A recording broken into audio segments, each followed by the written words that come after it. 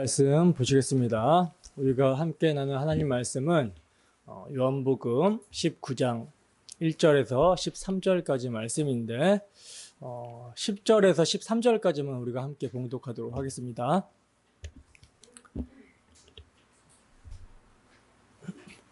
다 찾으셨으면 우리 함께 한 목소리로 합독합니다. 시작.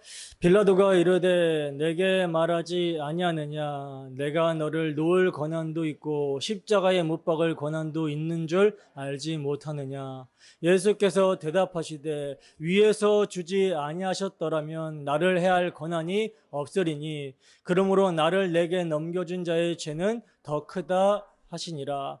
이러함으로 빌라도가 예수를 놓으려고 힘썼으나 유대인들이 소리질러 이르되 이 사람을 놓으면 가이사의 충신이 아니니이다. 무릇 자기를 왕이라고 하는 자는 가이사를 반역하는 것이니이다. 빌라도가 이 말을 듣고 예수를 끌고 나가서 돌을 깐 돌 히브리 말로 가바다에 있는 재판석에 앉아 있더라. 아멘.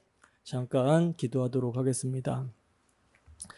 하나님 아버지, 이 시간은 주의 말씀을 듣는 시간입니다.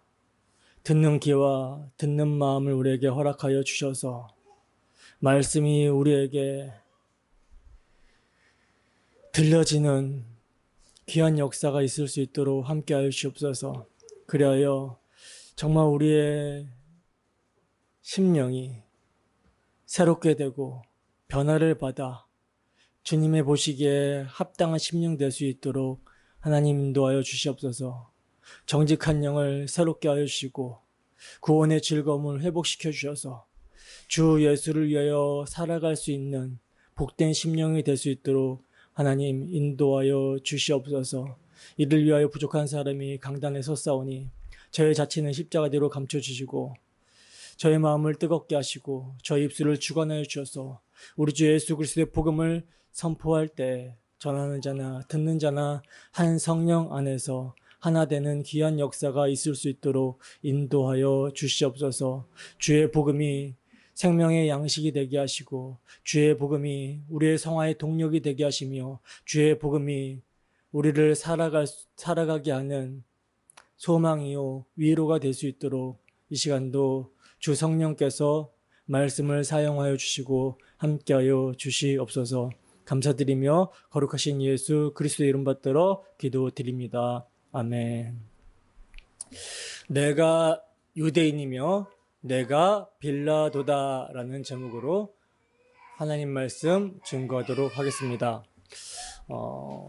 오늘도 우리가 한 주를 이 모양 저 모양대로 살다가 이 자리에 함께 모이게 되었는데 한 주를 여러분 어떻게 보내셨습니까? 어떻게 보내셨나요? 하루하루가 여러분들에게 허락이 될 때 정말 진리에 속한 자로서 진리를 증언하러 오신 우리 주 예수 그리스도 우리의 왕의 음성을 들으며 사셨습니까? 여러분 듣는다라는 것은 순종을 동반하는 것이죠. 그냥 귀로 듣고 마는 것이 아니라 듣는다라는 것은 순종을 동반하는 거예요. 이 순종을 성경은 뭐라고 합니까? 믿음이라고 합니다. 그래서 믿음은 무엇에서 나고 들음에서 나고 들음은 그리스도의 말씀이라고 그러잖아요. 그러니까 진리에 속한 자는 그리스도의 말씀, 진리를 증언하러 오신 그리스도의 음성을 듣게 되고 순종을 동반하게 되는데 그것이 믿음이라는 거예요. 그래서 진리에 속한 자는 무엇으로 살아가게 된다? 믿음으로 살아가게 된다라는 것이죠. 무엇을 믿는 믿음입니까? 진리를 증언하러 오신 예수님의 말씀을 듣고 믿는 믿음입니다. 근데 여러분, 진리가 무엇입니까? 진리가 뭐예요?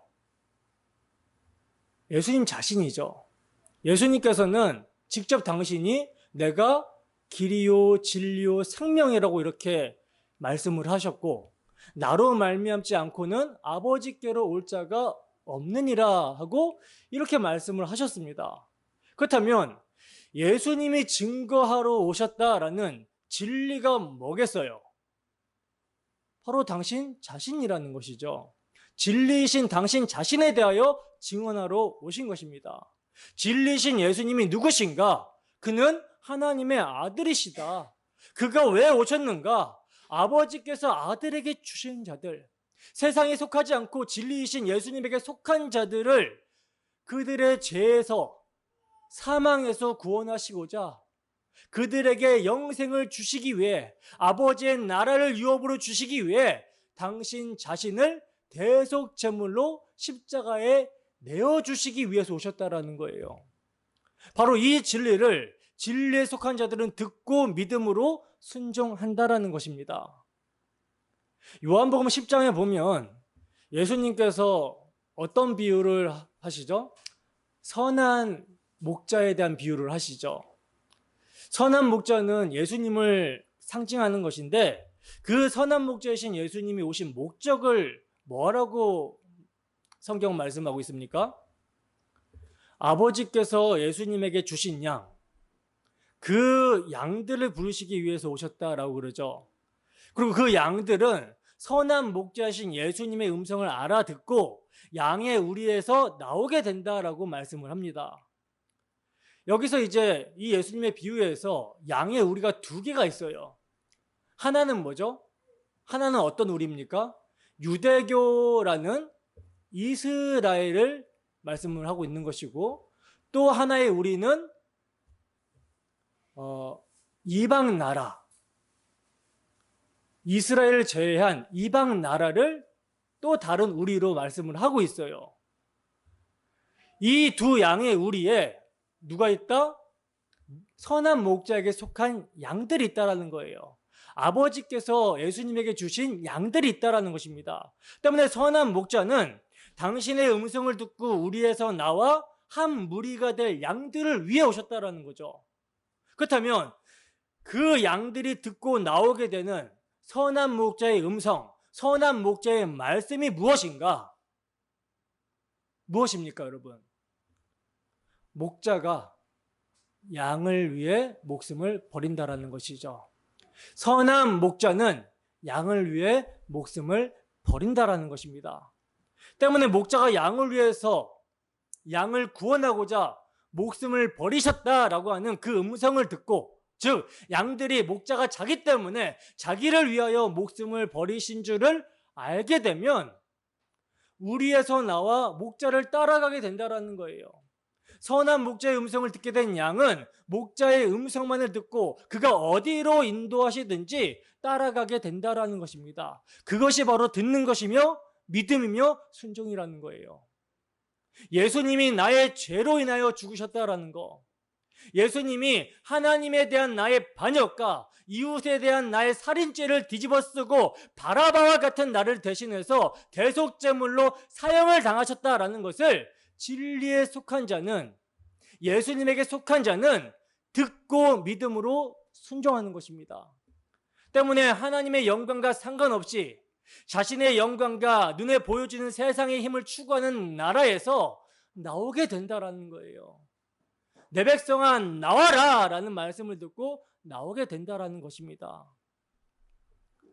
오늘이라는 허락하신 하루의 날마다 예수님의 음성, 목자의 음성, 복음의 말씀을 통해 우리 주 예수 그리스도의 십자가에서 이미 죽은 그 죄가 무엇인지, 그 죄의 깊이를 각성하게 될 때마다 이미 십자가에서 죽은 육체의 소욕, 바라바를 원하고 선택한 그 나의 정과 욕, 탐심이 각성이 될 때마다 나 자신과, 그리고 예수님을 십자가에 못 박은 세상에는 소망이 없음을 깨닫게 되기 때문에 역설적에도 주 예수를 더욱 원하며 그 덮으신 사랑과 은혜의 왕노릇으로 말미암아 주 예수를 더욱 사랑하게 된다라는 것이죠. 그래서 그를 위해 살고자 하는 마음의 소원이 생긴다라는 거예요. 여러분들은 세상 나라에 속하지 않는 나라의 왕으로서 이 진리를 증언하기 위해 오신, 대속 제물로 오신 예수님의 음성이 들리십니까?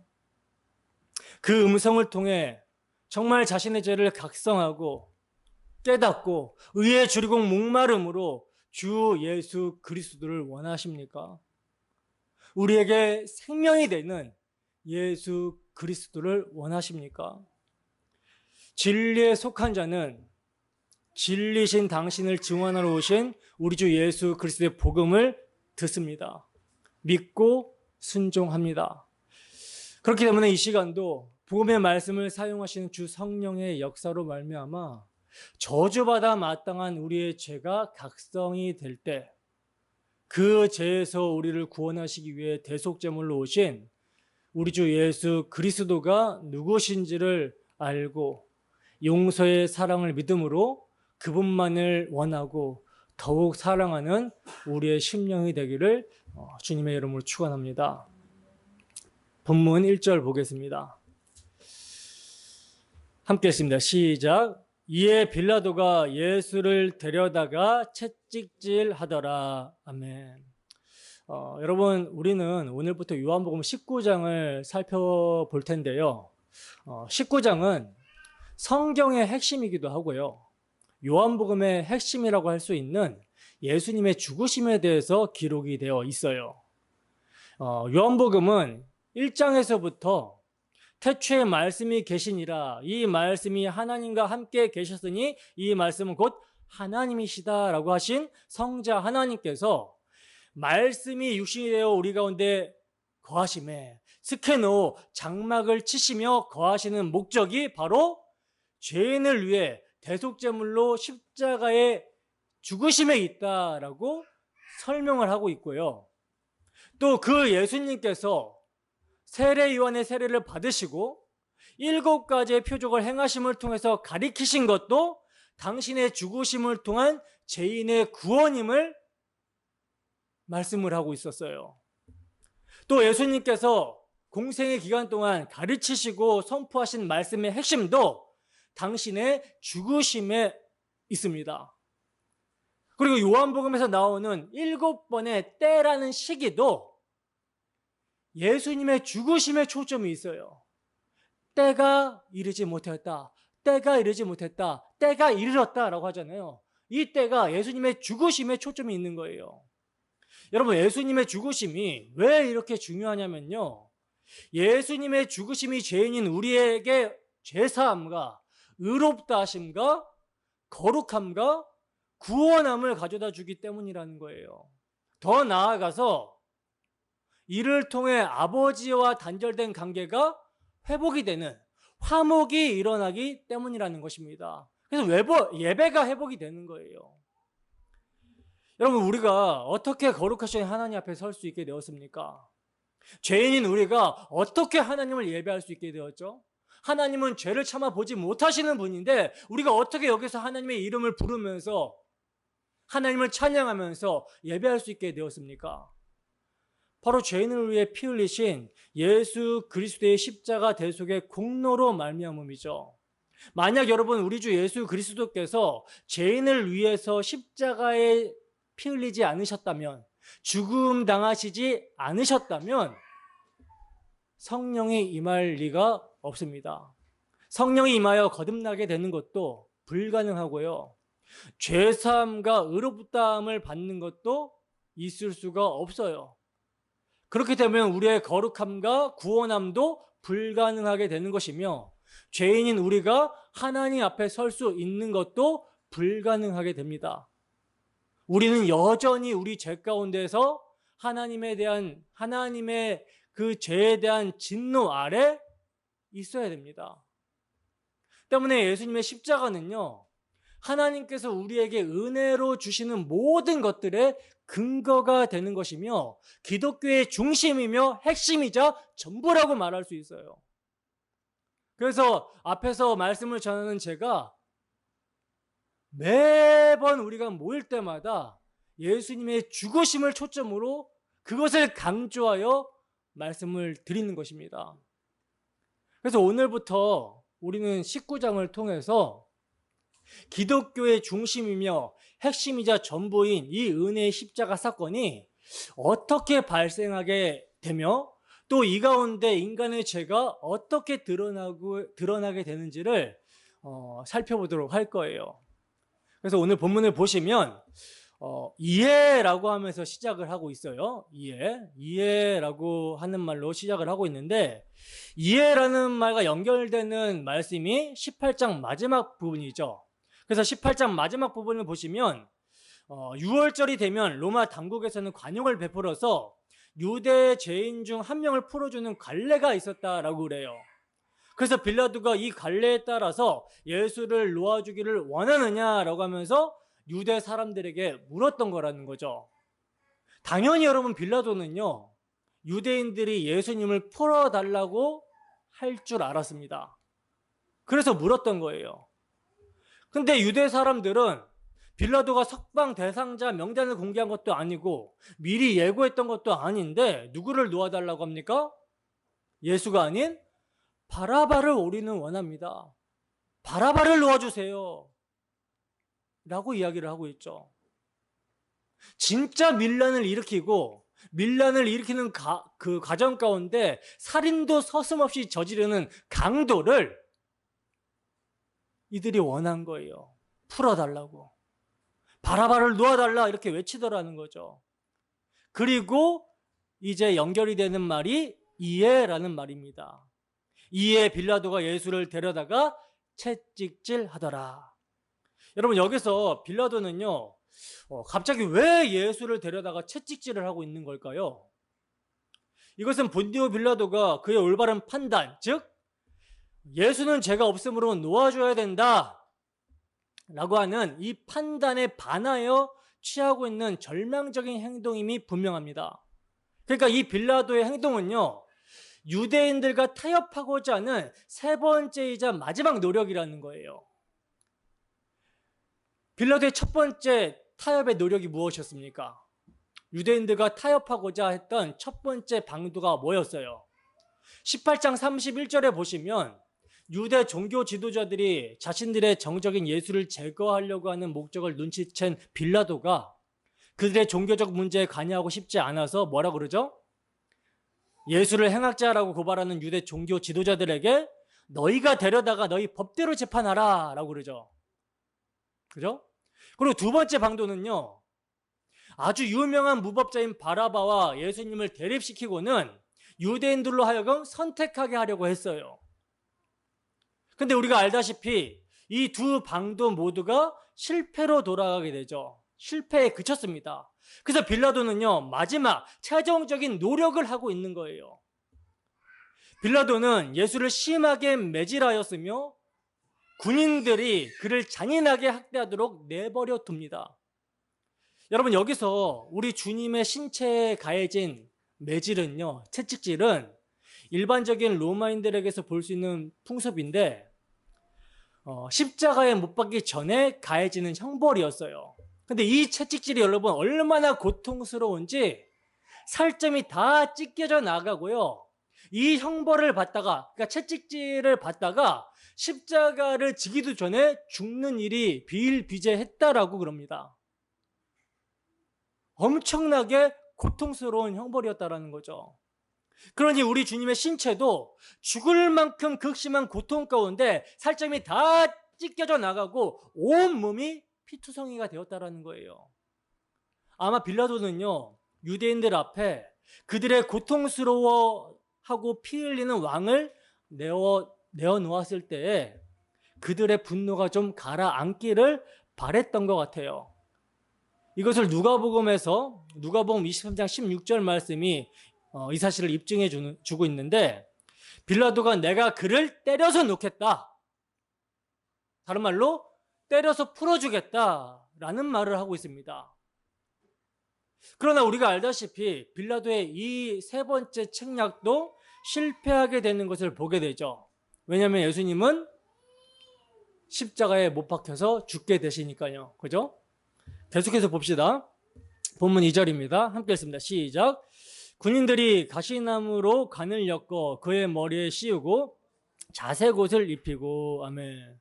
자, 보시면 군인들이 가시나무로 관을 지금 엮어가지고 예수님의 머리에 씌우고 자색옷을 입히셨다라고 말씀을 하고 있는데, 여러분 여기에는요 상징성이 있습니다. 성경에 기록되지 않았지만 예수님께서는요, 수많은 고문을 당하셨어요. 수많은 고문을 당하셨음에도 불구하고 왜 성경은 군인들이 가시나무로 엮어 만든 면류관과 예수님에게 입히신 자색옷에 대해서 기록을 하고 있는 걸까요? 이것은 여러분 어떤 의미가 있고 중요한 것이기 때문에 성령의 감동으로 지금 요한 사도가 기록을 하고 있는 것이겠죠. 우선 여러분, 우리가 가시나무 하면 뭐가 떠오릅니까? 창세기 3장 17절 말씀이 떠오르셔야 돼요. 아담으로 말미암아 땅이 저주를 받게 된 거, 이것이 생각나셔야 됩니다. 창세기 3장 17절에서 18절 말씀입니다. 함께 했습니다. 시작. 아담에게 이르시되 내가 내 아내의 말을 듣고 내가 내게 먹지 말라 한 나무의 열매를 먹었은즉 땅은 너로 말미암아 저주를 받고 너는 내 평생에 수고하여야 그 소산을 먹으리라. 땅이 내게 가시덤불과 엉겅퀴를 낼 것이라. 내가 먹을 것은 밭의 채소인즉. 아멘. 자, 아담과 하와가 하나님께서 먹지 말라고 하신 선악과를 따먹음으로 불순종하여 죄를 지은 결과 땅이 그들로 말미암아 저주를 받습니다. 그 저주받은 내용이 뭐예요? 땅이 가시덤불과 엉겅퀴를 낸다라고 하는 말씀인 것이죠. 때문에 땅에서 나오는 가시덤불과 엉겅퀴는요, 아담과 하와가 범죄한 죄의 결과를 상징하고 있는 거예요. 즉 인류가 아담 안에서 범죄한 죄의 결과가 가시덤불과 엉겅퀴라는 것이죠.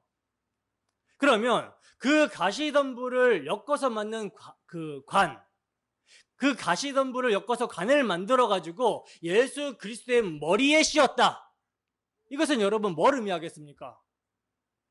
인류의 죄로부터 비롯되는 모든 죄의 결과, 사망과 저주를 예수님의 머리에 전가시켜서 그의 머리에 이게 하시사 십자가에 못 박아 버리는 것을 상징하고 있는 거예요. 마치 레위기 16장에 나오는 아사셀 염소와 같은 모습인 것이죠. 이스라엘 여러분, 레위기 16장에 보면요, 이스라엘의 대속죄일날 대제사장이 아사셀 염소의 머리에 안수를 합니다. 안수를 하여 온 이스라엘의 죄를 정가시켜요. 그리고는 그를 어디로 보냅니까? 광야로 보내서 죽입니다. 그 염소를 죽여요. 마치 예수님이 아사셀 염소와 같이 우리의 죄에 대한 저주를 정가받으신다라는 것을 가시관을 쓰시는 모습을 통해서 보여주고 있는 거예요. 그리고 여러분, 예수님이 입으신 자색 옷도 역시 인류의 죄를 상징합니다. 이사야서 1장 18절입니다. 함께 읽습니다. 시작. 여호와께서 말씀하시되 오라 우리가 서로 변론하자. 너희의 죄가 주홍 같을지라도 눈과 같이 희어질 것이요 진홍같이 붉을지라도 양털같이 희게 되리라. 아멘. 이사야 선지자는 여러분, 우리의 죄의 색깔, 죄인의 죄의 색깔을 주홍빛 그리고 진홍빛깔로 지금 표현을 하고 있어요. 죄의 값은 사망이고 그 죽음에는 피가 흘려지기 때문에, 피 흘림이 있기 때문에 죄의 색깔을 선지자는 이렇게 표현을 하고 있는 것입니다. 그래서 오늘 본문의 요한 사도가 예수님께서 입으신 옷을 자색으로 언급을 하고 있다는 것은 의미가 있는 거예요. 어떤 의미입니까? 우리의 죄의 색깔, 죄의 값은 사망이라는 피의 색깔, 그 주홍빛 같은 죄를 우리 주님께서는 덧입으시고 십자가에 매달리러 가신다라는 그런 의미가 있는 거예요. 즉 가시나무 관이나 자색 옷이나 우리 인류의 죄를 상징하고 있고요, 그 죄를 예수님이 지시고 죄인의 대표로 십자가를 지신다라는 것을 의미하고 있는 것입니다. 우리에게 축복과 영광스러운 면류관, 의의 면류관을 주시기 위해서 예수님 당신은 죄로 말미암는 저주의 관을 쓰시는 거예요. 우리에게 영광스러운 의의 옷, 흰옷, 세마포 옷을 입혀주시기 위해서 우리 주님께서는 죄로 말미암는 치욕의 자색 옷을 입고 죽으시는 것입니다. 이것을 지금 의미하고 있는 거예요. 본문 3절입니다. 함께 읽습니다. 시작. 앞에 가서 이르되 유대인의 왕이여 평안할지어다 하며 손으로 때리더라. 아멘. 보시면 여러분, 예수님 앞에 가서 군인들이 지금 뭐라고 말하고 있냐면 이렇게 말합니다. 유대인의 왕이여 평안할지어다 라고 하며 손으로 때리더라. 여러분, 이 부분도 굉장한 상징성이 있는 말이거든요. 군인들이 예수님 앞에서 이런 말을 했다라는 건요, 의미가 있습니다. 군인들은요, 여러분, 예수님에게 수많은 모욕과 조롱의 말을 했을 거예요. 근데 그게 다 기록되고 있는 것이 아니라 이 말만 기록되고 있다라는 것은요, 어떤 의미가 있는 말이기 때문에 기록을 하고 있는 거란 말입니다. 아무 의미가 없는데 성경에 기록될 리가 없겠죠. 그렇다면 여기에 어떤 의미가 있는가? 여러분, 군인들이 앞에 가서 예수님에게 유대인의 왕이여 라고 말을 하고 있어요. 유대인의 왕이여. 이들은요, 지금 예수님을 그저 한낱 정치범으로 알고 조롱 섞인 말을 하고 있는 것이겠지만 이들의 조롱은 성경에까지 기록이 되면서 이 예수님의 십자가 사건의 함축적 의미를 전달해 주고 있습니다. 여러분, 이 군인들이라고 일컬어지는 이방인들은요, 예수님을 조롱하고 있기는 하지만 결국 유대인의 왕이라고 지금 선포를 하고 있는 형국이거든요. 여러분, 군인들이 유대인의 왕이라고 하는 선포가 굉장한 상징성을 갖게 되는 것은요, 인간의 죄는 우리 인간들을 지배하는 왕으로서 군림을 하고 있기 때문이라는 거예요. 다시, 인간의 죄는 뭐라고요? 인간의 죄는요, 우리 인간들을 지배하는 왕으로서 군림을 하고 있기 때문이라는 것입니다. 로마서 5장 21절 말씀 함께 읽습니다. 시작.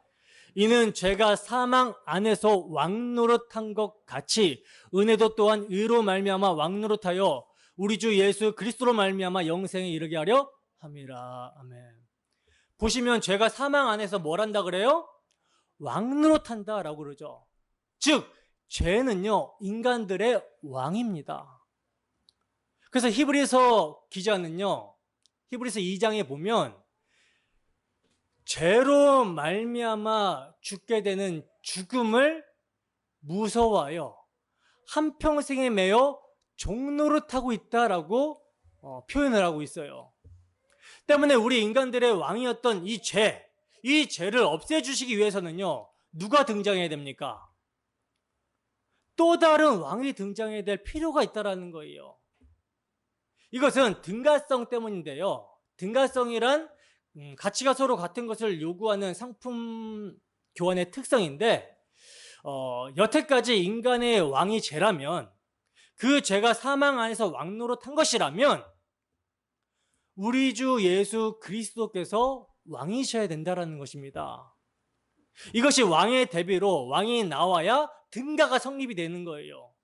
그러므로 이 군인들로 대변이 되는 이방인들은요, 예수님을 끝까지 뭐라 그래요? 유대인의 왕이라 이렇게 외치고 있는 거예요. 당연히 이들의 속마음에는 보잘것없고 볼품없는 예수를 조롱하는 의도로 한 말이겠지만, 그러나 이것은 역설적이게도 자기 입으로 예수를 유대인의 왕이라고 시인하고 있는 모습이라는 것이죠. 그리고 그들이 예수님에게 평안할지어다, 유대인의 왕이여 평안할지어다 라고 말하고 있는데, 이 말도 역시 마찬가지입니다. 예수님은요, 모든 사역을 마치시고 십자가에서 테텔레스타이 다 이루었다라고 하고 죽게 될 것인데, 그 죽으심의 피값이 죄의 값을 치른다라는 거예요. 범죄한 죄의 값을 그의 죽으심의 피로 치르신다라는 것입니다. 그래서 그 결과가 뭡니까? 하나님과 원수들의 관계를 화목하게 하고 이웃과의 관계를 화목하게 한다라는 거예요. 그리고 부활로 이것을 확증하시고 승천하여 하나님 보호자 우편에 앉으사 진정한 평화의 왕으로 영원히 다스리게 될 것인데, 이방의 군인들은요, 졸지에 예수님의 미래를 예언하고 있는 형국이라는 거예요. 마치 모압 왕 발락이 거짓 선지자 발람에게 이스라엘을 저주해달라고 부탁했을 때, 거짓 선지자 발람이 이스라엘을 축복하면서 예수님에 대해서 예언하잖아요. 이런 모습과 같은 모습이라는 거예요. 본문 4절입니다. 함께 읽습니다. 시작. 빌라도가 다시 밖에 나가 말하되 보라, 이 사람을 데리고 너희에게 나오나니 이는 내가 그에게서 아무 죄도 찾지 못한 것을 너희로 알게 하려 함이로다 하더라. 아멘. 보시면 여러분, 빌라도는요, 지금 끝까지 예수님을 놓아주려는 지속적인 노력을 하고 있어요. 빌라도는 그리스도와 사적인 면담을 한 후에 마침내 그리스도가 사형을 받을 만한 일을 아무것도 하지 않았음을 확신하게 됩니다. 그래서 그는요, 유대인들에게 되돌아와서 그리스도의 무죄를 재차 지금 단언하고 있는 거예요. 그런데 여기서 여러분, 우리가 생각해 봐야 되는 것은, 지금 본디오 빌라도가 예수님을 지금 놓아주려고 굉장히 지금 노력을 하고 있잖아요. 그래서 혹자들이 어떤 생각을 할 수 있냐면, 본디오 빌라도를 동정하면서 하나님 너무하시네. 본디오 빌라도는 참 착하게도 예수님을 계속 지금 놓아주려고 하는데, 백방으로 애쓰면서 지금 노력하고 있는데, 하나님께서는 끝까지 빌라도의 손에서 예수님을 죽게 놔두시는구나. 그래서 빌라도가 사도신경에 보면 본디오 빌라도에게 고난을 받으사 십자가에 못 박혀 죽으시고 라고 하는 아주 불명예스러운 이름으로 역사에 기록되게 하시는구나.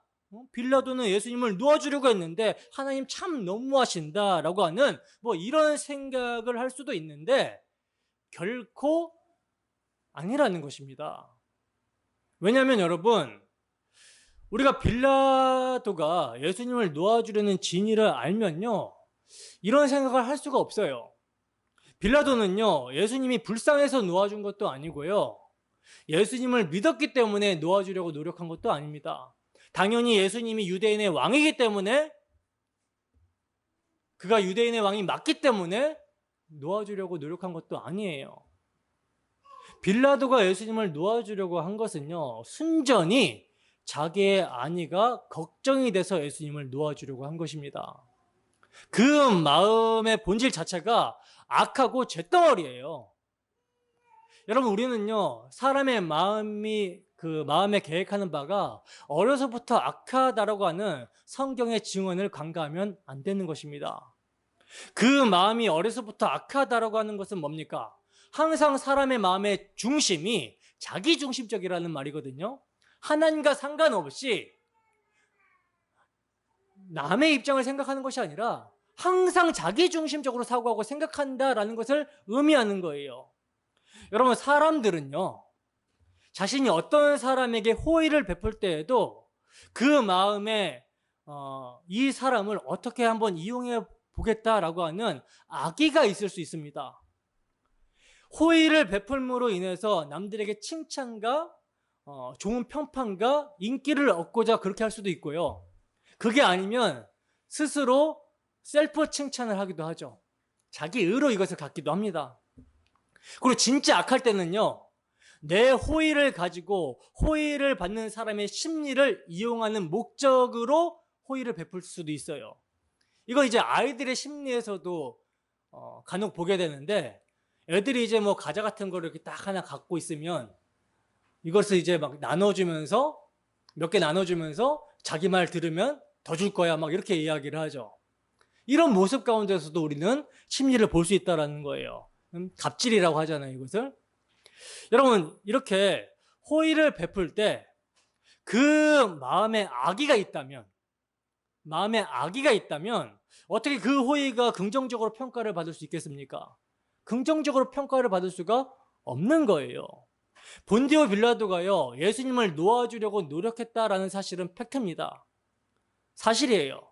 그러나 그 마음속에 진의는요, 결코 선하지 않고 악하기 때문에 그 호의는 긍정적으로 평가를 받을 수가 없다라는 사실이에요. 다시 본문을 보시면 이제 빌라도는 밖으로 다시 나가서 유대인들에게 이렇게 말을 하고 있습니다. 이는 내가 그에게서 아무 죄도 찾지 못한 것을 너희로 알게 하려 함이로다.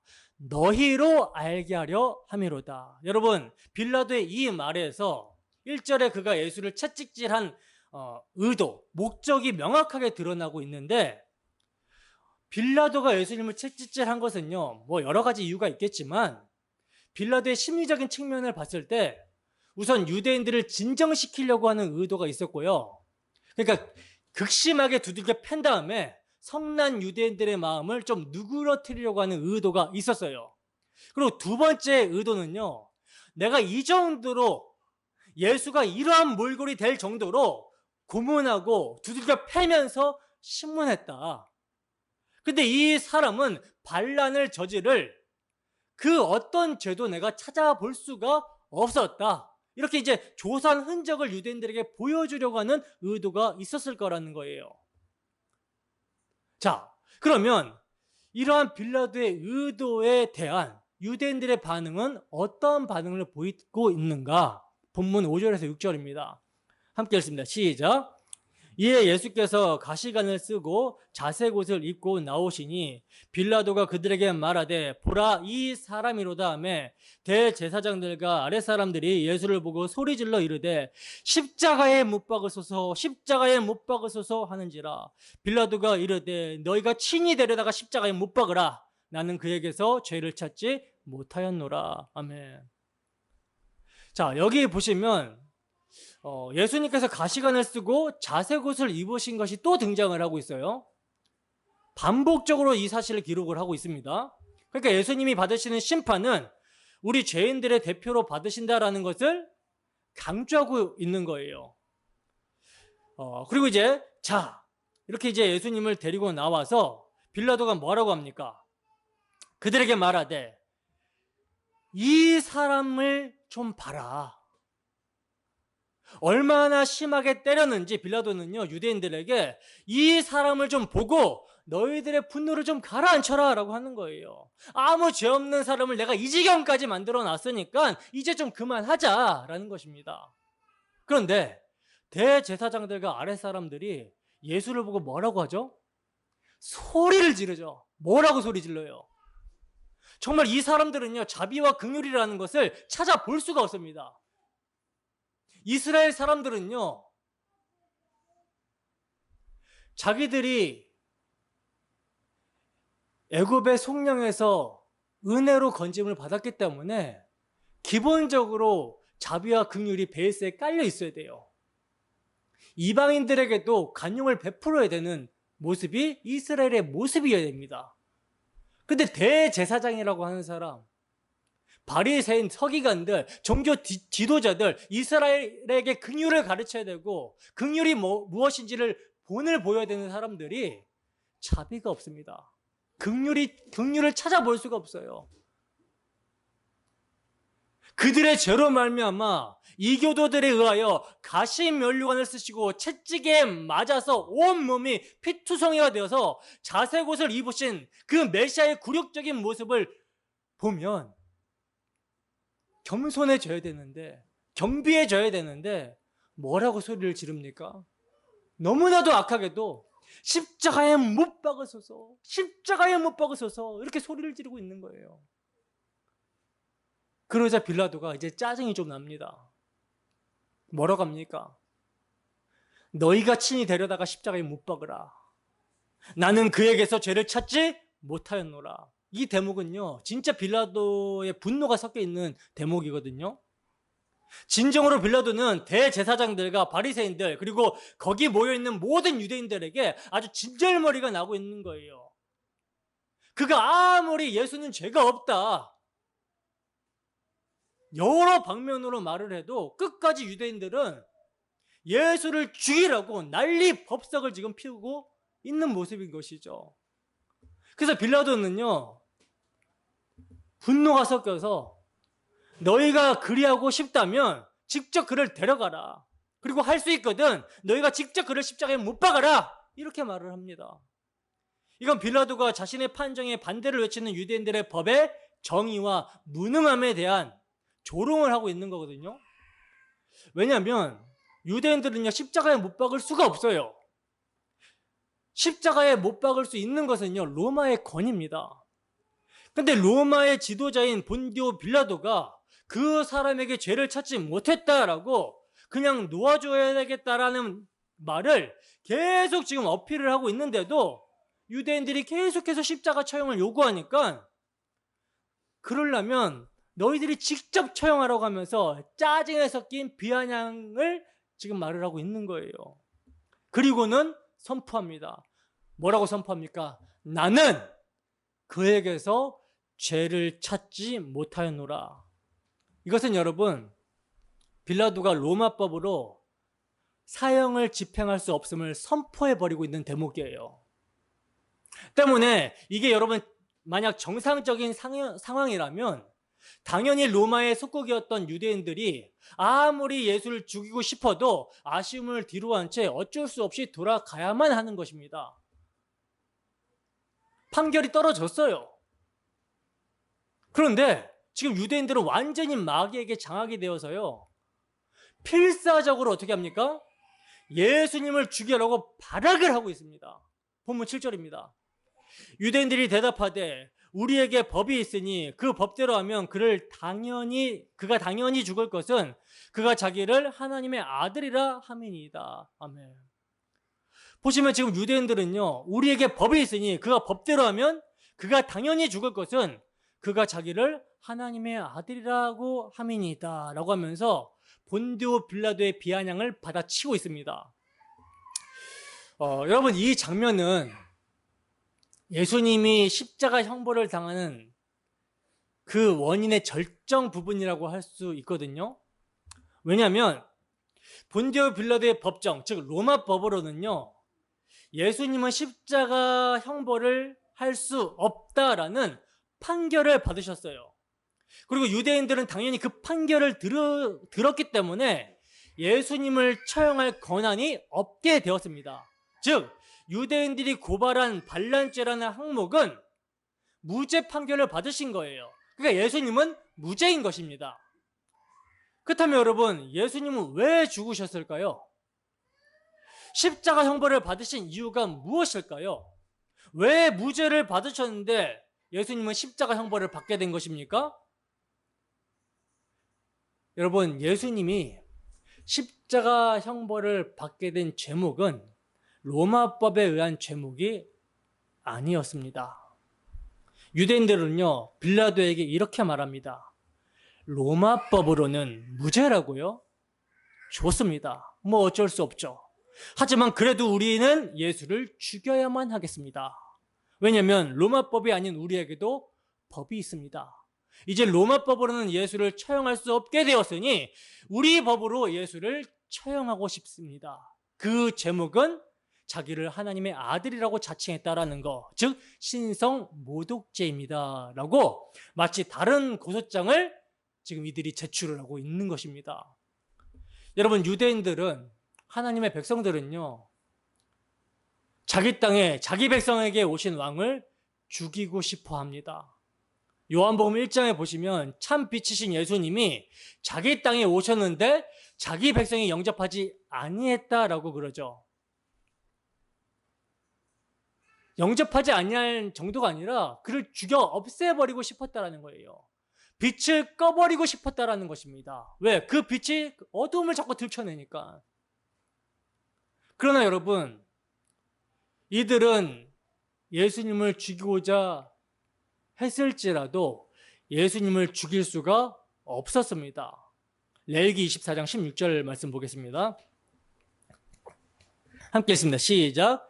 여호와의 이름을 모독하면 그를 반드시 죽일지니 온 회중이 돌로 그를 칠 것이니라. 거류민이든지 본토인이든지 여호와의 이름을 모독하면 그를 죽일지니라. 아멘. 자, 보시면 레위기의 율법에 뭐라 그래요? 여호와의 이름을 모독하면 그를 반드시 죽일지니, 이렇게 말씀을 하고 있죠. 이것이 여러분 신성 모독죄거든요.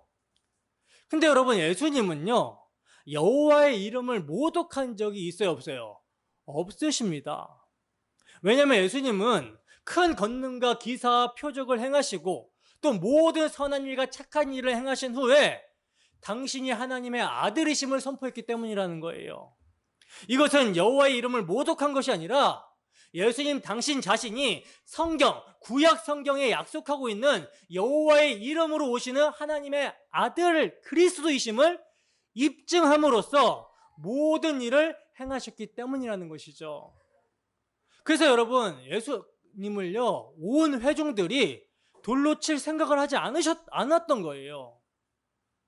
단지 누구만? 자신의 기득권을 지키고 싶어 했던 대제사장들과 바리새인들 및 종교 지도자들만이 예수님을 돌로 쳐서 죽이고 싶어 했던 것이죠. 회중들의 모습은요, 예수님이 예루살렘에 입성하셨을 때 어떻게 합니까? 온 회중이 호산나 호산나 막 찬양을 하면서 주의 이름으로 오시는 이 곧 이스라엘의 왕이여 라고 하면서 예수님을 영접합니다. 온 회중은요, 여호와의 이름을 모독했다라면서 예수님을 돌로 칠 생각을 안 했다라는 거예요. 오히려 호산나 주의 이름으로 오시는 이여 하면서 영접했다라고 하는 것이 팩트입니다. 그러니 종교 지도자들은 예수님을 죽일 그 어떠한 명분도 찾을 수가 없다라는 것이죠. 그래서 그들이 생각해낸 꾀가 뭐냐면 예수를 죽이고자 의논하고 방법을 간구한 게 뭐냐면 예수님에게 반란죄를 뒤집어 씌워서 로마법으로 예수를 죽이려고 했던 거예요. 근데 그들의 계획이 실패했다라는 것을 본디오 빌라도가 선포해버린 것입니다. 그러자 이들은요, 끝까지 자기 고집을 꺾지 않고 이제는 말도 안 되는 제목으로 지금 예수님을 죽이고자 하고 있는 거예요. 본문 8절입니다. 함께 읽습니다. 시작. 빌라도가 이 말을 듣고 더욱 두려워하여. 아멘. 여러분, 지금 빌라도가 이 말을 듣고 두려워했다라고 하는데 어떤 말을 듣고 지금 두려워합니까? 유대인들의 고발. 예수가 자칭 하나님의 아들이라고 하면서 돌아다녔다 라고 하는 이 신성 모독죄의 고발 때문에 더욱 두려워했다라고 하는데, 여러분, 빌라도가 더욱 두려워했다라고 하는 이 더욱이라는 표현에서 우리는 뭘 알 수가 있죠? 빌라도가 두려운 감정을 느낀 것이 처음이 아니라는 사실을 알 수가 있죠. 더욱. 여러분, 빌라도는요, 그동안 유죄, 무죄의 아주 많은 범인들을 봐왔습니다. 근데 예수님은 그 범인들과는 달랐다라는 사실에 인상을 받았던 거예요. 여러 가지 이유를 들 수가 있는데, 우선 예수님은 모진 고문 앞에서도 당당함을 잃지 않았다라는 거, 그 당당함을 잃지 않았던 태도, 또 신문하는 과정에서 뿜어져 나오는 예수님의 엄청난 카리스마, 또 거기에다가 예수님을 만나기도 전에 빌라도는요, 자기 아내로부터 내가 꿈을 꿨는데 그는 옳은 사람이다, 그러니까 그 사람에게 아무 상관하지 말라, 놓아주라 라고 하는 말을 빌라도가 듣고 이 자리에 온 거예요. 그러니까 얼마나 이 일련의 사건들이 예사롭지 않게 느껴졌겠습니까? 그리고 거기다가 예수를 고발하는 자들이 직접 예수 자신이 하나님의 아들이라고 하면서 돌아다녔다라고 하는 고발의 말을 들었을 때는요, 야, 이 자가 진짜 하나님의 아들이 아닐까라고 하는 그런 두려움이 본능적으로 엄습해 온 거예요. 그래서 빌라도가 어떻게 하냐면 9절 말씀 보겠습니다. 9절 보겠습니다. 함께 있습니다. 시작. 다시 관정에 들어가서 예수께 말하되 너는 어디로부터냐 하되 예수께서 대답하여 주시지 아니하시는지라. 네. 보시면 빌라도는요, 유대인들로부터 예수가 하나님의 아들이라고 하면서 돌아다녔다라고 하는 고발을 듣고 두려워하며 직접 확인하기 위해서 다시 관정으로 들어갑니다. 그리고 예수께 말하여 묻습니다. 너는 어디로부터냐? 너의 진짜 출생과 내력을 나에게 말해라. 근데 예수님은 이렇게 두려움에 휩싸여 묻고 있는 빌라도의 질문에 대하여 대답하여 주지를 아니하시고 침묵으로 일관하십니다. 여러분, 왜 예수님께서는 빌라도의 질문에 대답하여 주지 아니하셨을까요? 여러분, 빌라도에게 있었던 두려움은요, 예수님의 신성을 보고 본성으로부터 비롯된 감정입니다. 예수님의 신성을 보고 신성을 목격한 자에게서 나오게 되는 그 본성으로부터 비롯된 두려움이에요. 베드로가 예수님을 만났을 때 그 갈릴리의 그 강에서 만났잖아요. 물고기를 잡고 있을 때 예수님이 나타나셔서 저기에다가 그물을 던져라 라고 했을 때 그물이 찢어질 정도로 베드로가 잡고 난 다음에 뭘 느낍니까? 예수님의 신성에 압도돼서 나는 죄인입니다, 나를 떠나소서, 이런 고백을 하잖아요. 이와 같은 본성으로부터 비롯된 감정이라는 거예요. 두려움. 이것은 마치 생쥐 중에 가장 싸움을 잘하는 생쥐가 부상당한 사자 앞에서 당당하지 못하는 그런 본성에서 나오는 두려움이라는 것이죠. 근데 여러분, 이 빌라도의 두려움으로 인한 질문은요, 예수님의 입장에서 보면 예수님께서 내가 이때를 위하여 왔나이다 라고 한 예수님의 대속사역에 있어서 마지막 피할 길을 열어두고 있는 사탄의 유혹적인 질문이라고 볼 수 있거든요. 물론 본디오 빌라도 입장에서 예수님을 봤을 때는 신성을 목전에 둔 본성으로부터 비롯되는 두려움이었어요. 그래서 너는 어디서부터냐? 너의 정체가 무엇이냐? 라는 질문을 한 것입니다. 그러나 예수님의 감점에서 빌라도의 질문은요, 대속사역에서의 피할 길을 제공해주는 예수님의 마지막 살 길이었다라는 거죠. 이건 사탄의 사역이 분명합니다. 여러분, 만약을 가정해보면 예수님이 이 두려움에 휩싸여 있는 빌라도의 질문에 그래, 나는 진정으로 하나님의 아들이 맞다라고 이 정도의 말만 언급을 하셨더라도 빌라도의 이 두려움은 확신으로 변했을 것입니다. 그래서 예수님을 놓아줬을 거예요. 예수님은 이걸 아셨던 거라는 거죠. 이것은 분명 사탄의 유혹이라는 것을. 이러한 유혹을 우리 주님은 당신의 제자 베드로를 통해서도 받으셨죠. 마태복음 16장 21절에서 23절입니다. 함께 읽어보겠습니다. 시작. 이때로부터 예수 그리스도께서 자기가 예루살렘에 올라가 장로들과 대제사장들과 서기관들에게 많은 고난을 받고 죽임을 당하고 제3일에 살아나야 할 것을 제자들에게 비로소 나타내시니 베드로가 예수를 붙들고 항변하여 이르되 주여 그리 마옵소서, 이 일이 결코 주께 미치지 아니하리이다. 예수께서 돌이키시며 베드로에게 이르시되 사탄아, 내 뒤로 물러가라. 너는 나를 넘어지게 하는 자로다. 내가 하나님의 일을 생각하지 아니하고 도리어 사람의 일을 생각하는도다 하시고. 아멘. 여러분, 예수님께서는요, 베드로의 신앙 고백, 어떤 신앙 고백을 받으십니까? 주는 그리스도시요 살아계신 하나님의 아들이십니다 라고 하는 신앙 고백을 받으시죠. 이건 베드로의 어떤 능력으로 고백한 것이 아니라 하늘 아버지가 알게 해주신 고백이에요. 그래서 예수님께서 이것을 알게 해준 자는 하나님 아버지시다, 이렇게 말씀을 하시죠. 그렇게 이제 제자들이 예수님이 누구신가, 그가 하나님의 아들이시다라는 것을 이제 시인하고 알게 되자 비로소 뭐에 대해서 말씀을 하시냐면 당신의 죽으심에 대해서 말씀을 하십니다. 당신이 예루살렘에 이제 올라가게 돼서 서기관과 바리새인들에게 이제 많은 고난을 받고 죽임 당하고 제3일에 살아나게 될 것을 말씀을 하셨어요. 근데 이 예수님의 말씀을 듣고 베드로가요, 예수님을 붙들고 어떻게 했다 그래요? 항변했다라고 그러죠. 항변이라는 말은요, 대항했다, 대적했다, 꾸짖다, 이런 말이거든요.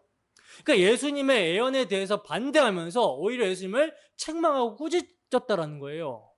그건 뭐라고 말하냐면 주여 그리하지 마옵소서, 이 일이 절대 주께 미치지 아니하리이다, 이렇게 말을 합니다. 예수님을 죽이게 자신이 절대 내버려 두지 않겠다라는 것이죠. 이걸 여러분 인간적으로 보면요, 충신도 이러한 충신이 없어요. 근데 예수님께서는 이런 베드로에게 뭐라고 말씀하십니까? 사탄아, 내 뒤로 물러가라. 너는 나를 넘어지게 하는 자로다. 충신 베드로의 항변에 대해서 주님은 사탄아, 내 뒤로 물러가라, 이렇게 말씀을 하셨다라는 거예요.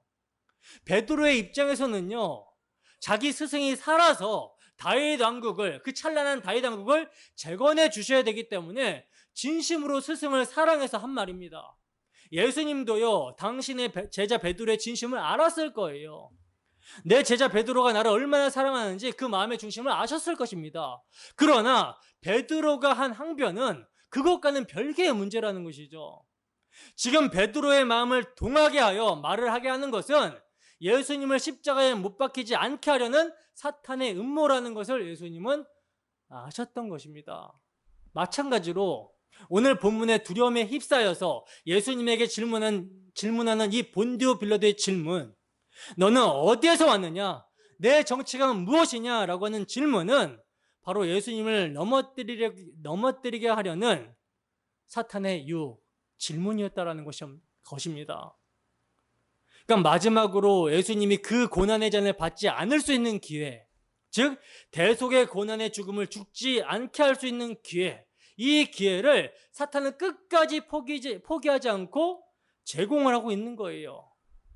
그래서 예수님은 이것을 아시고 뭐 하십니까? 끝까지 침묵을 하고 계신 거라는 거죠. 그 어떠한 말로도 진리를 선포하지 아니하세요. 그리고 우리는 이 장면에서 또 무엇을 볼 수 있습니까? 우리의 죄를 짊어지시고 묵묵히 죽으러 도살장에 끌려가시는 하나님의 어린 양 되시는 예수 그리스도의 모습을 볼 수가 있는 것이죠. 본문 10절입니다. 함께 했습니다. 시작. 빌라도가 이르되 내게 말하지 아니하느냐? 내가 너를 놓을 권한도 있고 십자가에 못 박을 권한도 있는 줄 알지 못하느냐? 아멘. 보세요. 빌라도는요, 내게 말하지 아니하느냐라고 하면서 예수님을 다그칩니다. 그러면서 뭐라고 하냐면 내가 너를 놓을 권한이 있다라고 말을 하고 있어요. 여러분, 빌라도가 굳이 왜 이 말을 하겠습니까? 이건요, 빌라도가 예수님을 놓아주고 싶다라는 의도를 완전히 드러내고 있는 말이에요. 진짜 빌라도는요, 예수님을 놓아주려고 했다라는 것입니다. 그래서 여기에 대해서 주님은 답변하시는데 11절입니다. 함께 읽습니다. 시작. 예수께서 대답하시되 위에서 주지 아니하셨더라면 나를 해할 권한이 없으리니 그러므로 나를 내게 넘겨준 자의 죄는 더 크다 하시니라. 아멘. 보시면 주님께서 빌라도에게 뭐라고 말씀하시냐면 위에서 권한을 주지 아니하셨더라면 나를 해야 할 권한이 없다라고 이렇게 말씀을 하고 있어요. 이것은요, 세상의 모든 권위, 즉 악한 권위조차도 누구에게 있다? 하나님의 주권에게 있다라는 것을 예수님은 인정하시고 그 주권 아래에 순종하신다라는 것을 말씀하시는 것입니다. 로마서 13장 1절에서 2절 말씀 볼까요? 함께 읽습니다. 시작. 각 사람은 위에 있는 권세들에게 복종하라. 권세는 하나님으로부터 나지 않음이 없나니 모든 권세는 다 하나님께서 정하신 바라. 그러므로 권세를 거스르는 자는 하나님의 명을 거스림이니 거스리는 자들은 심판을 자취하리라. 아멘. 보시면 바울 사도는요, 위에 있는 권세에게 복종하라 이렇게 말을 하면서 그 근거를 뭐라 그래요? 모든 권세는 다 하나님께서 정하신 바다라고 말씀을 하고 있어요. 여러분, 예수님은요, 실제로 공생애를 사시면서 단 한 번도 하나님의 뜻을 거역한 적이 없으십니다. 율법을 어기신 적이 없으신 완전한 인간이셨어요. 때문에 예수님은요, 죽음을 목전에 둔 이 상황에서도 예수님께서 목숨을 버리시고 그것을 다시 얻는 것이, 그러니까 예수님이 죽으시고 부활하시는 것이 아버지께서 예수님에게 주신 계명이기 때문에 그 계명에, 그 아버지의 뜻에 온전히 순종하십니다. 하나님 아버지 권세자의 의도는 무엇입니까? 지금 예수님에게 의인에게 불의한 죄를 대신해서 네가 희생하라고 하는 거거든요. 근데 목적이 뭐예요? 사랑이죠. 사랑입니다. 그 사랑에 예수님은 아버지를 사랑하심으로 순종을 하는 거예요. 사랑이 목적이었어요. 근데 여러분, 본문 11절에서 중요한 부분은요, 예수님께서 말씀하신 앞에 부분이 아니라 그러므로라고 하는 뒷부분의 내용입니다. 이 그러므로라고 하는 접속사는 인과관계를 뜻하는 접속사죠. 그러니까 예수님께서 11절 앞부분에서는 원리를 말씀하셨던 거예요. 원리. 모든 권력자의 권한은 누가? 하나님이 주권적으로 주시는 것이다. 그러나 정작 예수님이 하시고 싶으셨던 말씀은요, 그러므로와 연결이 되는 말씀이에요. 뭐라고 말씀하시는가? 나를 너에게 넘겨준 자의 죄는 더 크다. 이렇게 말씀하시죠. 그러면 예수님을 빌라도에게 넘겨준 자가 누구예요? 유대 지도자들. 그 지도자들 중에서 단 한 명을 이야기하자면 그 당시의 대제사장이었던 가야바를 말하는 것이죠. 즉 가야바의 권한은 하나님이 주신 것인데 그 하나님의 권한을 가지고 악하게 사용하고 있는 거예요. 어떻게 악하게? 하나님의 아들을 죽이는 데 사용을 하고 있는 것입니다. 하나님은 당신의 아들을 선하게 그의 아들의 희생을 통해서 택하신 자들의 죄를 속하고 그들을 구원하시기 위해서 지금 예수님에게 명령을 하신 건, 그 권한을 사용하신 건데, 가야바는 악하게 자기의 기득권을 유지하고자 정적인 예수를 없애버리려고 자기의 권한을 사용하고 있는 대목이에요. 그래서 권한이 있는 자의 죄가 더 크다라고 예수님께서는 말씀하고 있는 것입니다. 여러분, 여기서 대표성의 원리가 중요하다라는 것을 알게 되죠. 대표성의 원리. 아담과 하와 중에 여러분, 누가 선악과를 먼저 따먹었습니까? 하와가 먼저 따먹었죠. 근데 죄는 누가 죄를 지었다 그래요? 아담이 죄를 지었다 그래요. 원죄는 아담의 죄라고 합니다. 왜? 아담은 자신의 돕는 배필을 다스려야 했던 권세가 주어졌거든요. 권위가 주어졌다라는 거예요. 질서 차원에서 권위가. 근데 이 아담은 자신의 권한을 바르게 사용하지 못했기 때문에 하나님은 너의 죄, 아담의 원죄라고 하시는 거예요. 오늘날 개교회의 대표는 누굽니까?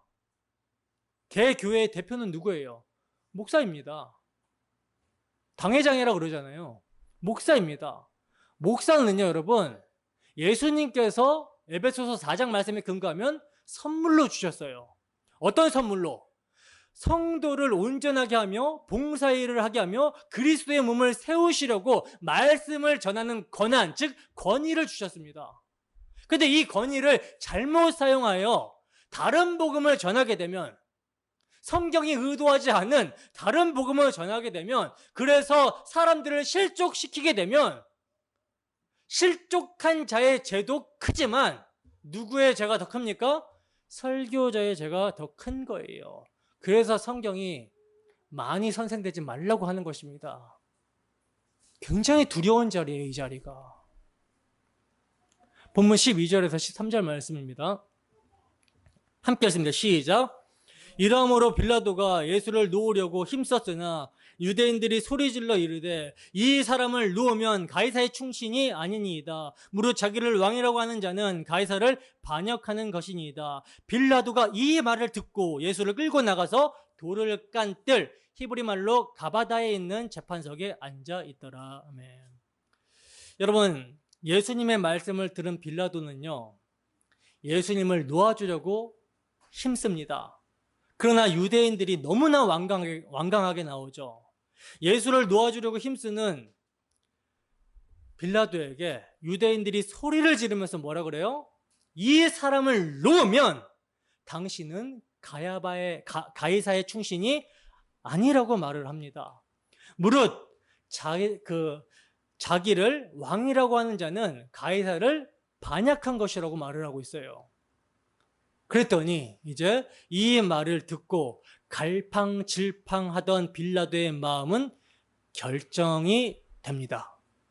이 말을 듣고 돌을 깐 뜰에 있는 재판석에 앉게 되는 것이죠. 즉 마지막 최종 선고를 하려고 예수님을 가바다에 있는 재판석에 앉게 한 거라는 거예요.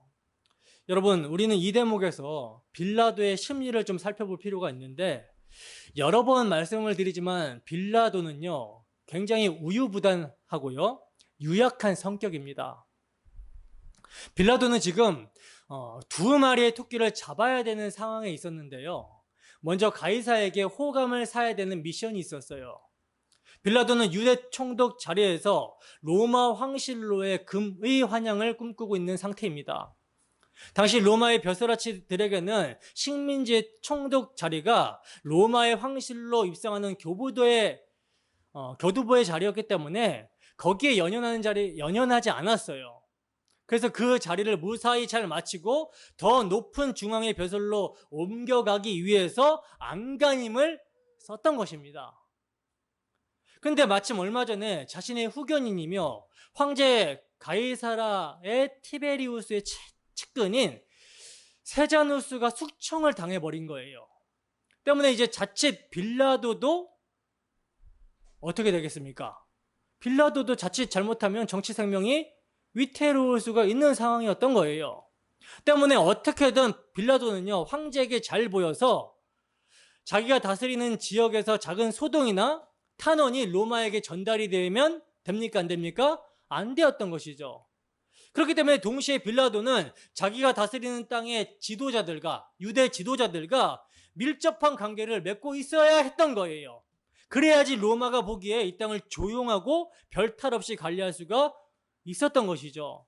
바로 이 이유 때문에 유대 지도자들이 예수라는 인간을 잡기 위해 군대를 요구했을 때 빌라도는 들어줄 수밖에 없는 상황이었던 것입니다. 아니, 세계를 제패한 로마의 군대, 그것도 500~600명 정도가 되는 그 군대가 예수 한 사람을 잡기 위해 출전할 수가 있는 것입니까? 이것은 유착관계가 없으면요 불가능한 거예요. 근데 이 일을 어쩝니까? 빌라도가 만난 예수가요 실로 엄청난 사람이었던 거예요. 빌라도는 감출 수 없는 예수님의 신성 앞에 큰 두려움을 끊임없이 느낄 수밖에 없었습니다. 그래서 빌라도는 진짜 예수님을 놓아주려고 했고, 아예 나는 이 예수에게서 그 어떠한 죄도 찾을 수 없다라고 크게 선포까지 해버렸습니다. 근데 여기서 유대인들은 땅에 속한 빌라도가 저항할 수 없는 협박을 합니다. 빌라도의 꿈은 무엇이었습니까? 아까 말씀드렸다시피 로마 황궁으로 금의 환향하는 거였어요. 이게 빌라도의 꿈입니다. 근데 유대인들은 이 지금 땅에 속해서 세속적인 영광을 추구하고 있는 빌라도가 저항할 수 없는 협박을 하는 거예요. 어떤 협박입니까? 너 이 사람 놓으면 가이사의 충신이 아니다 라고 하는 협박이죠. 즉 이 말은 너 이 사람 놓으면 우리가 가이사에게 직접 고발할 거야, 너를. 이 말이에요. 그러니까 예수를 진짜 놓아주면 지금 완전히 사탄에게 장악당해서 반쯤 미쳐있는 유대인들이 빌라도 자신이 한 판결을 가이사에게 직접 가지고 가서 탄원할 수도 있는 상황인 거예요. 최악의 상황인 것이죠. 지금 빌라도는요 세상적 가치, 즉 로마 가이사에게 잘 보여야 되느냐, 아니면 본인이 직접 느낀, 본성으로 느낀 유대인의 왕, 즉 하나님의 아들 예수 그리스도를 선택하느냐, 이 갈림길에 놓여져 있는 상황이에요. 쉽게 말하자면 세상이냐 하나님이냐, 이것을 선택하는 상황입니다. 근데 우리가 너무나도 잘 알다시피 빌라도는 누굴 택합니까? 세상의 왕 가이사를 선택합니다. 그래서 예수를 십자가에 내어주게 되는 것이죠. 죄가 없다라고 그렇게 얘기를 하면서도 예수님을 십자가에 내어주고 있는 모습인 거예요. 여러분, 결국 예수님을 죽이라고 소리치는 유대인들과 예수님을 죽음에 넘겨주는 빌라도를 통해서 드러난 죄가 무엇입니까? 죄의 정체가 무엇이죠? 여러분, 유대인들은 왜 예수님을 못 잡아먹어서, 못 죽여서 지금 안달을 부리고 있는 것입니까? 그리고 왜 빌라도는 예수를 놓아주고자 힘썼음에도 그를 십자가에 넘겨주고 있는 것이죠? 여러분, 한번 생각해 보세요. 예수님을 죽이라고 외친 자들 중에는요, 종교 지도자들 뿐만 아니라 광야 빈들에서 오병이어로 배를 채웠던 사람들도 있었고요. 예수님에게 병을 고침을 받은 사람들도 있었고, 예수님과 함께 밥을 먹었던 세리, 창녀, 고아, 가부들도 있었습니다. 근데 그 어느 누구 하나 예수님의 편을 들어주지 않고 세상 모두가 예수님을 향해 죽어라 하고 독서를 내뿜고 있어요. 성경은요, 그것이 우리 자신을 포함한 선악과 따먹은 세상의 본질임을 말씀하고 있는 것입니다. 선악과를 따먹은 세상 속 아담들은요, 저마다 자기 배라는 것을, 거짓 신을 만들어 놓고 그 거짓 신의 야망과 뜻의 위해가 된다라고 생각하는 모든 것을 적으로 간주합니다. 종교 지도자들 보세요. 그들은 로마 식민 통치 아래 있었지만 누릴 수 있는 권세를 다 누렸던 사람들입니다. 근데 어느 날 예수라는 어떤 족부도 없는 인간이 나타나더니 그들의 종교적인 가르침과 다스림에 딴지를 거는 거예요. 그들의 위선과 외식을 폭로해버립니다. 그리고 수많은 백성들이 막 예수님을 따르는 거예요. 바리새인들과 서기관들의 건의와 같지 않다라고 하면서 예수님을 따르더라는 거죠. 이러다가는 이제 백성들이 예수를 앞세워서 로마에게 반역이라도 하게 되면 자기들이 누리고 있는 기득권까지 위협받겠다라는 생각에 그를 죽이려고 혈안이 되었던 것입니다. 누구 중심적입니까? 자기 기득권, 자기 중심적이죠.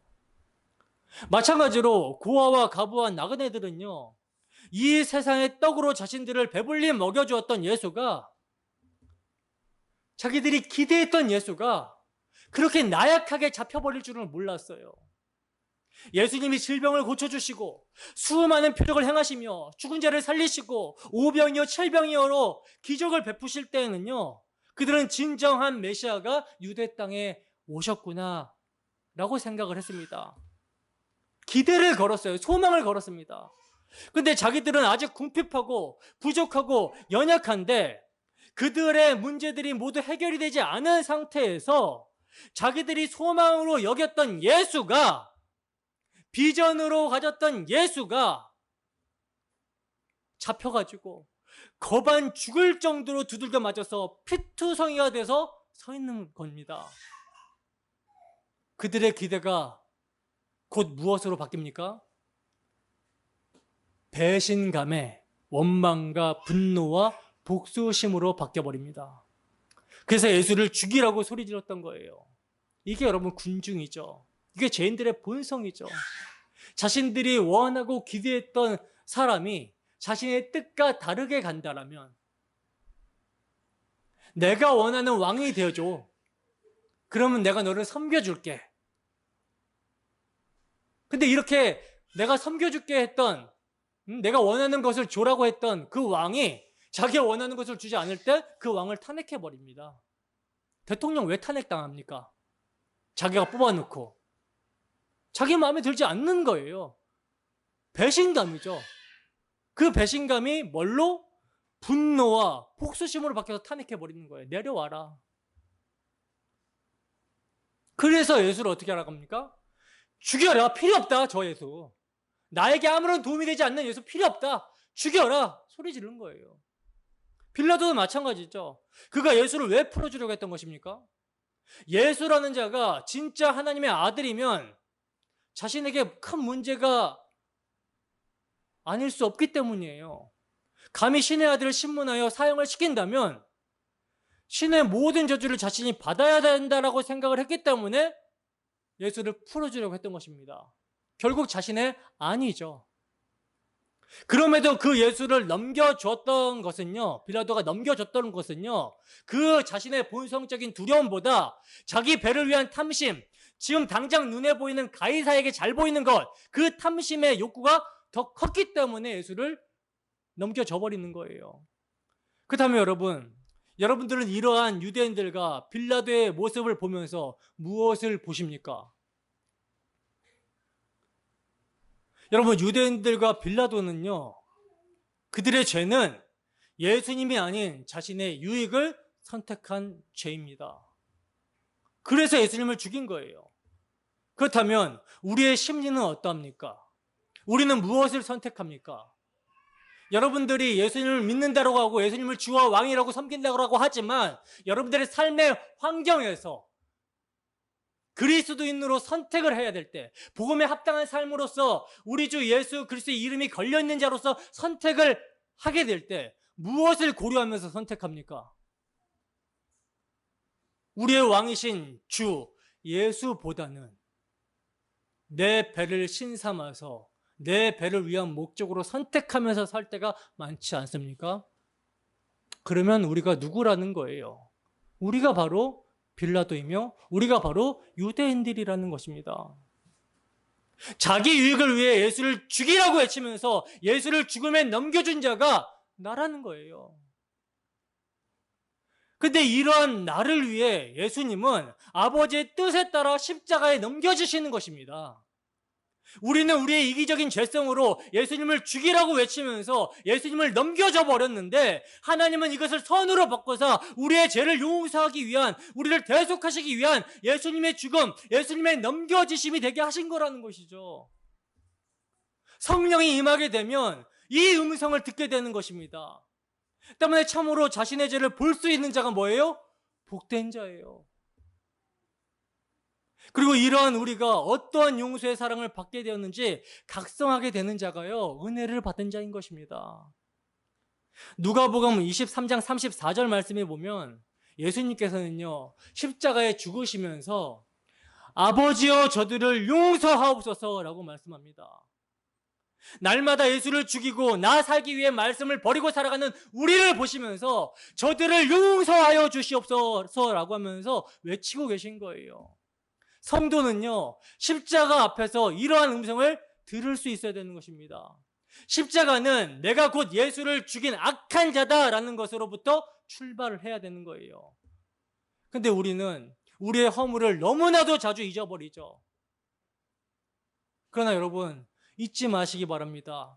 그가 채찍에 맞음으로 우리가 나음을 입었고요. 그가 가시관을 쓰셨기 때문에 우리가 의의 면류관을 받게 되었습니다. 그가 자색 옷을 입으심으로 우리가 의의 옷을 입게 되었다라는 거예요. 때문에 이 모든 것이 예수님이 당하신 결과로 받을 자격 없는 자에게 주어진 은혜임을 아는 자는요, 이제 그 은혜가 그의 삶을 다스립니다. 그 은혜가 왕노릇하는 은혜의 통치를 받게 된다라는 것입니다. 죄를 각성하게 된 자가 은혜로 말미암아 예수의 피를 믿음으로 죄의 지배에서 벗어나 자유함 가운데 주의 영광을 위해 헌신하게 된다라는 거예요. 자주 말씀을 드리지만 너무나도 중요한 이야기이기 때문에 또 결론으로 말씀을 드리자면, 많이 사함을 받은 자가, 용서의 사랑을 깊이 경험한 자가 많이 사랑합니다. 정말 자신의 죄를 깨닫고 예수님의 용서의 사랑을 알고 애통하며 많은 눈물을 흘린 자가 예수님을 원하고 예수님을 더욱 사랑하게 된다는 거예요. 찰스 스펄전이라는 목사님은요, 이렇게 이야기를 했어요. 마른 눈으로는 천국에 들어갈 수 없습니다. 너무나 공감합니다. 여러분들의 눈이 말라 있습니까? 회개하세요. 복음을 듣고 아무런 마음에 찔림이 없고 애통함이 없고 눈물이 없다면 문제가 심각한 것입니다. 다시 한번 말씀드리지만 많이 사함을 받은 자가 많이 사랑합니다. 성령의 인도하심 가운데 이러한 죄가 더한 곳에 은혜가 더욱 넘치는 은혜의 십자가의 통치가 우리 모두에게 충만하게 경험되어지기를 주님의 이름으로 축원합니다.